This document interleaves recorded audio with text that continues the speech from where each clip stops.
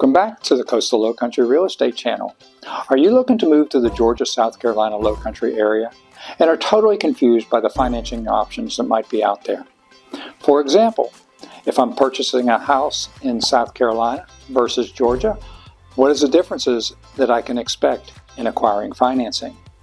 Also, is a conventional loan appropriate for me, or should I go with an adjustable rate mortgage in today's high interest rate environments? What about government loans? Are they available for me, such as an FHA loan, or a USDA loan, or a VA loan? And what about using my favorite local hometown lender versus going with a local lender for where the property is located? Well, stay tuned, because those are the types of questions we are going to explore and answer today.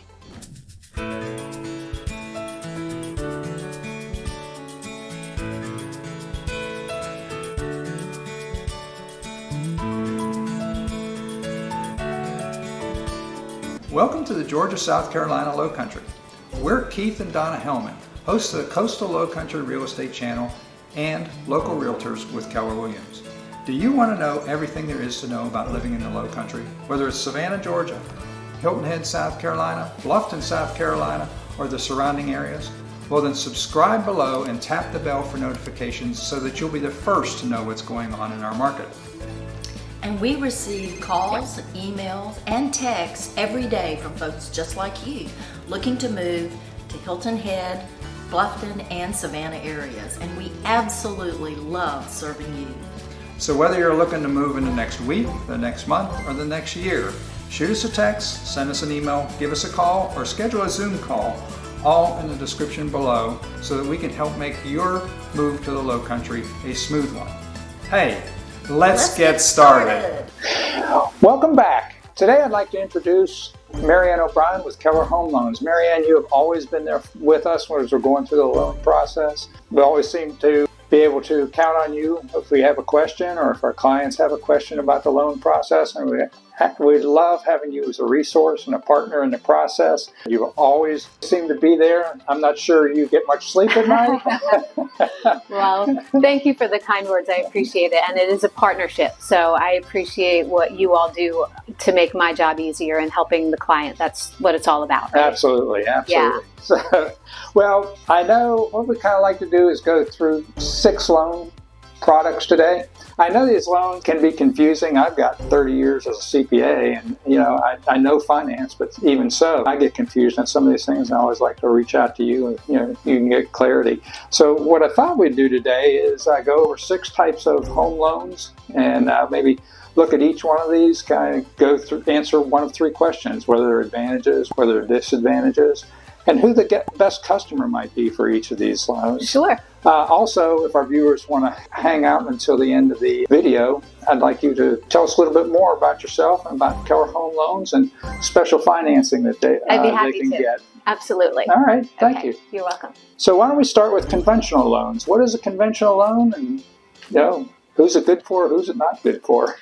Well, a conventional loan is basically your foundation loan, right? It's very vanilla. It's a broad term because there are several types of loans that are deemed conventional. And what I mean by that is a fixed rate or an adjustable rate, 30-year term, 15-year term, or something in between. Okay. And so the most interest always seems to be a 30-year fixed loan, which is just a straight vanilla fixed rate. Your rate is your rate for the duration of the loan until such time that you pay it off. What are the advantages to a conventional loan versus disadvantages? Well, I think it's just that. If you're looking at a fixed rate loan, you know what you're getting, and there are no surprises along the way. There are also some benefits in that conventional loans allow for not only your primary home, but also a second home or an investment property. Okay. Also on condo investment properties as well. So we're talking residential 1 to 4 family plus condos that they'll do. Another advantage is that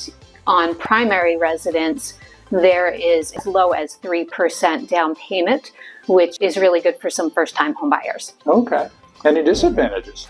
Well, the disadvantage for a conventional would be if you are putting less than 20% down, you're subject to private mortgage insurance, which an acronym for that your viewers may see as PMI. Right. And that is an added premium onto your mortgage payment that protects the lender in the event that you default on your loan. Okay. So anytime that there's 20% down or less, you're subject to those additional insurance in your payment. Okay. So it sounds like you mentioned, as far as anybody looking for a single-family home or an investor or anything like that, it's just a loan that you'll be able to put on your next real estate purchase. Yeah, and there are several criteria by which you've got to qualify. On a conventional loan, there are a little bit more strict credit scores than the other products that we'll discuss. Do you have a little bit more flexibility under a conventional loan as far as qualifying, other than the credit score? Or, I mean, does the lending institution have more flexibility? There are definitely guidelines. With Keller Home Loans, we try to look at those as a gray area and the overall risk of a loan. We do have in-house underwriters that make the credit decision, but it is also driven by the agency guidelines. So, there's only so much flexibility that we can go outside that box. Okay. Well, how about FHA loans? FHA is a government-insured loan. So it is a conventional loan with a government layer of protection over it, which means that it can be more liberal as far as guidelines and allow more borrowers to purchase homes. Okay. And some of the benefits around that would be they do require a 3.5% down payment, but those funds do not have to be the borrower's. So that can be a gift, which allows some flexibility from, not having to save that money, getting into a home sooner. Also, there's a little bit more flexibility with credit score. And then finally, what's called the debt to income ratio, or DTI. And that is the proportion of your income that can go to your housing and your overall liabilities. Okay. Best customer for one of these? Best customer would be someone that may have had a few challenges on their credit in the past, but has cleaned things up. Someone that has everything else other than the funds, and they have a relative that might be able to help them out with some gift money, or someone that ordinarily wouldn't qualify under a conventional mortgage from an income standpoint. There's a little bit more room for that borrower under FHA. Okay. All right.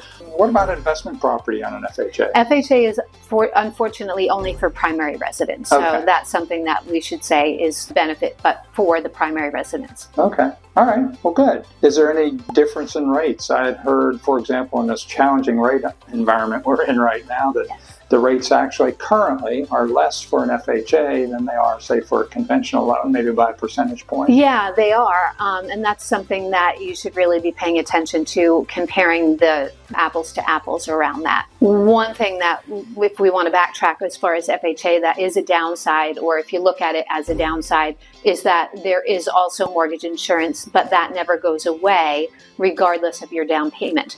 So when you look at that piece added on to the mortgage, principal and interest, taxes and insurance, plus the PMI payment or the MIP on FHA, often if the payment is the biggest concern for a borrower, that rate piece of it, you won't be able to tell until running numbers whether it's worth it when you're making that additional on something if an FHA borrower has a significant down payment. Okay. One thing that just came to mind, I know that on a PMI, back at the conventional loan scenario, that after your house appreciates for an excess of 20%, if there is a premium that you paid on the PMI, you might get a portion of that back. Do you get that back with am I saying that right, or do you get that back with an FHA?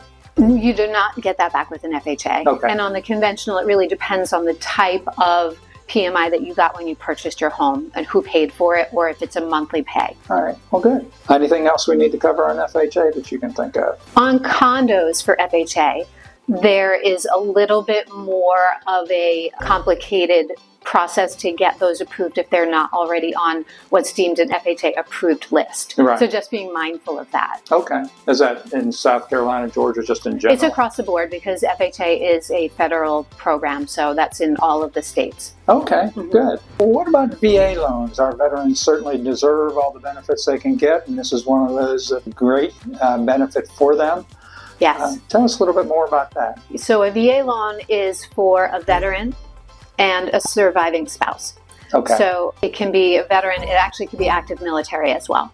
So we get all the paperwork to see what qualifications the borrowers have, and then we kind of go from there. That's something that we can do. 100% financing. So Nice. veteran does not have to have a down payment, which is amazing. Primary residence only, because it's an insured vehicle, which the government is saying, here, we're going to help you with your first home. Thank you for your service. Right. So you're going to hopefully live there, right? Right. So those are the two benefits as far as your down payment and who qualifies.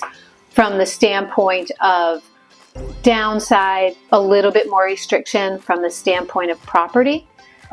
There is additional training and certification for VA appraisers. They go through the home with a little bit more of a fine-tooth comb because they're looking out for the veteran, right? So Right. it's a good thing from the standpoint of knowing what you're getting and the quality of the home. The downside of that is that sometimes there are repairs that are noted, Right. and those must be completed prior to closing. Health and safety type things, but also smaller things than would be noted on a conventional home. From that standpoint, that would be a possible downside to someone if they get into a property that perhaps is aged and or they want it as a fixer-upper because they're handy. It might be that those fixes have to happen before they purchase and close. I've not done too many of these on an aged home like this, but Yeah. Most of mine have been on new construction. So Right. There is also an approval process for the builder Okay. on a VA loan. Again, because of they're looking out for the veteran. Right. There are several fees, I think, that are not charged or are not allowed to be charged on a VA loan that you might get charged on some other loans. Yeah, I mean they're not payable by the veteran. So usually what will happen is the seller will absorb those fees. Okay. And usually, especially with the builder, if they're working with a lot of military because they're in a local area, they're familiar with that and will Right. certainly agree to it. Those vary state to state, so they can be found online.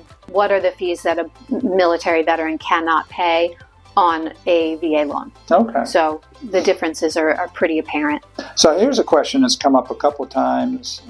Throwing you a curveball. It wasn't in the sheet. How many VA loans can a veteran have outstanding? Just one? They can have more than one. It really Okay. depends on how much entitlement they have left. And that's it's a percentage of what they didn't use on their previous home. They do still have to have the intention of living in the new home.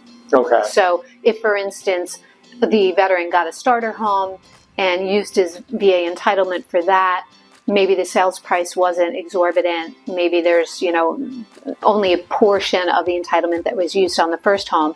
And now they have a growing family or they're doing well in a career and they want a bigger home. It would make sense for them to be moving into something like that with the intention of perhaps renting the first home they So they purchased. could have two outstanding VA loans depending on their entitlement. Yes. One on a rental, for example, and one Mhm. on a primary home. Correct. Now, they can't purchase something as a rental under a VA loan, but they can retain their departing residence and rent that out. Okay. And I've also had another instance recently where it was like both spouses were in the military, so he had his entitlement, she had hers. Correct. Yep. Okay.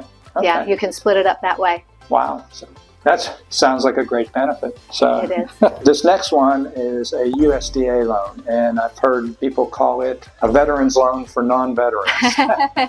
Yeah, I mean, there are some similarities for sure. Basically, it's for rural areas, I believe. Yeah, so census tract based, meaning location, which is always a reason to have a real estate agent or realtor working on your behalf because you can find that information Right. a lot easier than just your client not knowing where to start. But it's for rural type areas. There's the approval process for the actual property fitting within that box, and then also the traditional process for the borrower. Also 0% down, which is a benefit.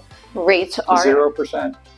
zero down, 100% financing. There are opportunities to include closing costs into your loan amount. Some of the drawbacks on that is the processing time is a little bit longer Okay. because there are certain items that do need to go to a third party for review prior to the closing. Also, there are some restrictions on the debt to income ratio. So even though it's zero down, it's a little bit more restrictive than what a VA would be from a qualifying standpoint. I see. Also, like hardly any exceptions on that. Oh, what do you mean by on that? qualifying. So where we're looking at a VA loan and we're looking at risk on a USDA loan, we're fitting into guidelines a little bit more. Okay. Disadvantages, advantages, best customer, I think.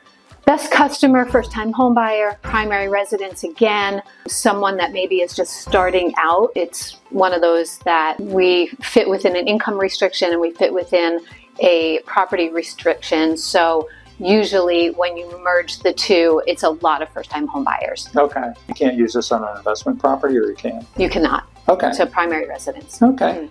All right. We also have adjustable rate mortgages. With the rates the way they've been going here lately, it seems like people are starting to take a better look at that, or a closer look at that, just because the rates are a little bit less on a adjustable rate mortgage. Yeah, and long ago and far away when I started in this business, it feels like 100 years. But the spread between a fixed rate and adjustable rate varied pretty greatly. So if you planned to be in a home for the short term, perhaps you are moving to a new city, want to plant your roots, but then you decide, this is a different side of town than where you go to work every day and the commute is killing you. You know that this is something you're experimenting with and may sell the home in the first 5 years. Okay. It's an ideal situation because on an adjustable rate mortgage, you've got a lower fixed rate for the beginning, a certain set amount of time. So 3 years, 5 years, 7 years, it would be fixed at a lower rate than what the note rate for that same loan will be after you cross that threshold. So for instance, if you have a 5-year adjustable, it will be fixed at a lower rate for the first 5 years. And then come year 6, it will start adjusting according to the terms of the loan. So that could be annually, it can be every 6 months, depending on what those terms are. And then there are some restrictions on how far that movement can be up or down in order to protect their client. So, for someone that needs to qualify at a lower rate, there are other alternatives that could work. I think that the ideal candidate for this is someone that knows that they're not going to hold on to that home or loan for more than the adjustment period. So this is something that anybody who uses this product definitely needs to understand the terms of this thing going in. So how long is my interest rate at, going to be at X, and then when does it adjust and by how much? So they don't get sticker shock when that adjustment occurs. Right. Okay. Right. Yeah. Did you say this fell under the conventional loan? This falls within the conventional financing. So the same down payment restrictions. There are allowances for primary, second, and investment properties under adjustable. Generally, what's the term of an adjustable rate mortgage? Usually it would be, for instance, what's called a 5-1 arm. And so what that means is it's fixed for the first 5 years. And then years 6 through 30, it would adjust annually. So that's the one time per year. Okay. Next on our list are jumbo loans. Can you give us a little bit more information about those, what they're used for? Sure, absolutely. So on a jumbo loan, what that simply means is that your loan amount is going to be over what is purchased by the agencies, Fannie Mae and Freddie Mac, which essentially is conventional financing. Right. The great news is that there is that financing. It comes from a plethora of different investors. And what that means also on the downside is that they get to make their own guidelines. So often there are a little bit more restrictions. They're lending a lot of money at that point. Right. And so there could be debt versus income restrictions, credit score minimums. And then depending on if it's a primary or second home, your down payment could vary. Usually you're going to see a 10% requirement on a down payment for a jumbo loan. Okay. So in this area, how many of these jumbo loans do you process? Quite a number.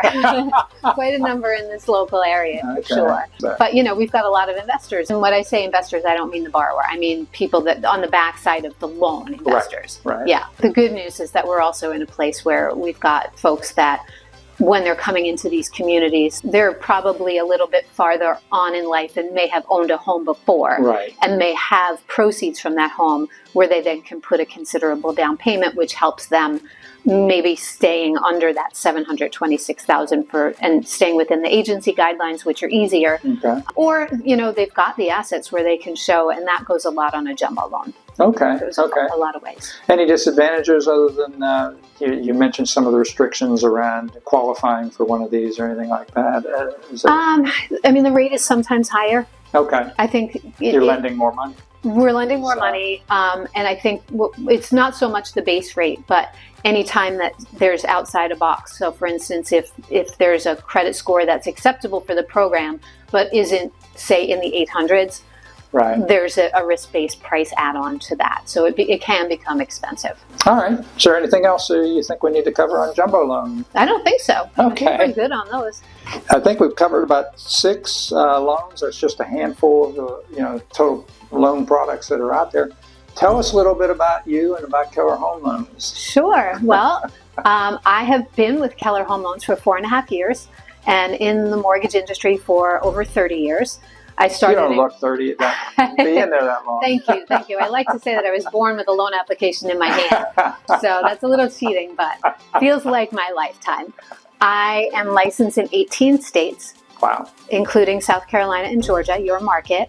We also, Keller Home Loans, can do business in 48 states. No New York, no West Virginia, just from a licensing standpoint. So if someone was relocating, for instance, you're listing their home and they're moving out of state, and they need someone in a state that I can't handle, I can refer them to one of my partners in another state who is licensed there and can certainly help them. Okay. Same level of service. Okay. All right. So as far as Keller Home Loans, we do business in all the 48 states, but we are also local. So we're a national company. Nice. And we're local. I'm here in the Hilton Head Keller Williams office and also my home, but I handle, across the west and the east of the 95 corridor, as you said. Everything these days is done through technology. So I take phone calls and I can walk my folks through the loan application on their phone if they're super tech savvy,